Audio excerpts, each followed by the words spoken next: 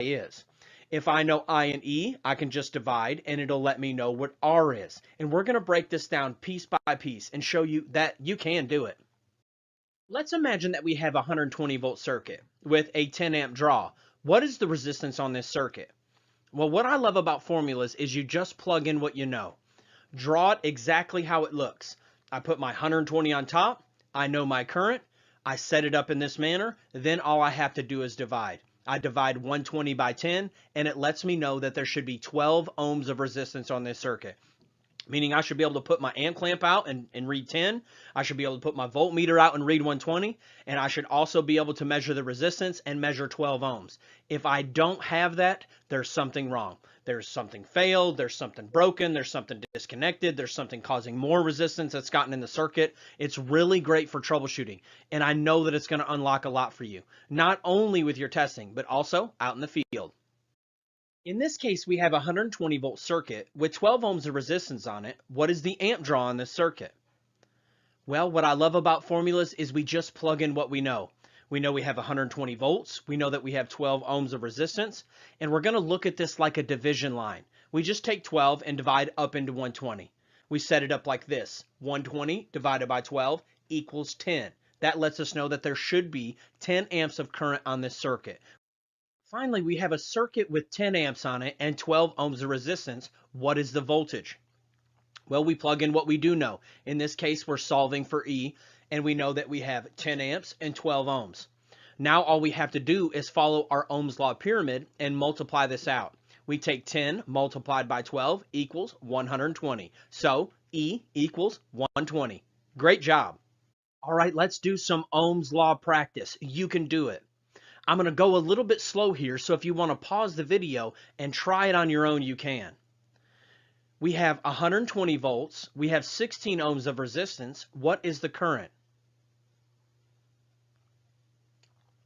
That's right, it's 7.5 amps. All we had to do was take 120 divided by 16, and that lets us know that we have 7.5 amps on this circuit.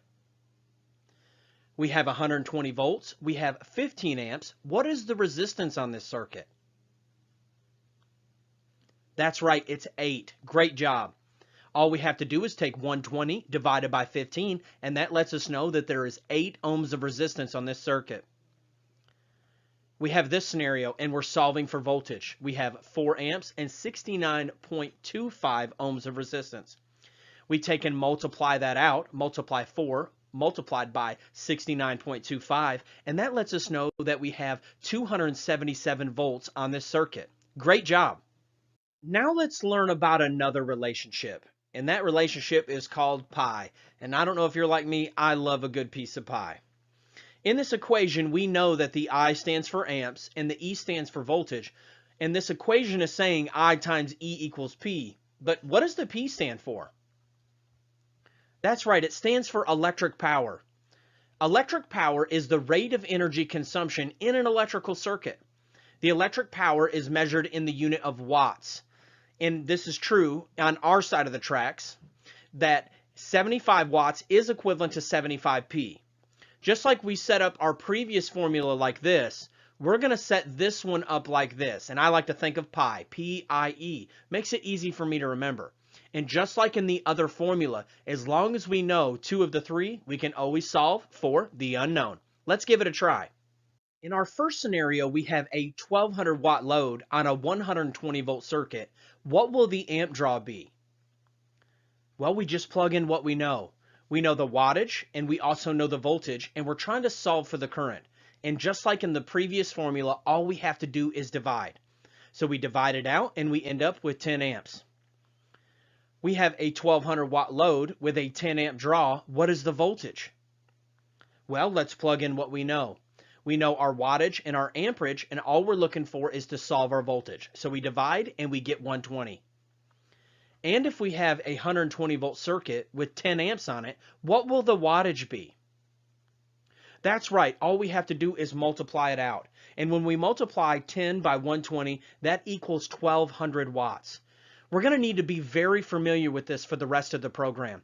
We're going to have to convert back and forth between watts, kilowatts, back down to amps, and everything in between to be able to pass our examination. That's the end of lesson 1.3. I am the electrical code coach, and my bargain is that these videos will add value to you, and you will in turn add value to others.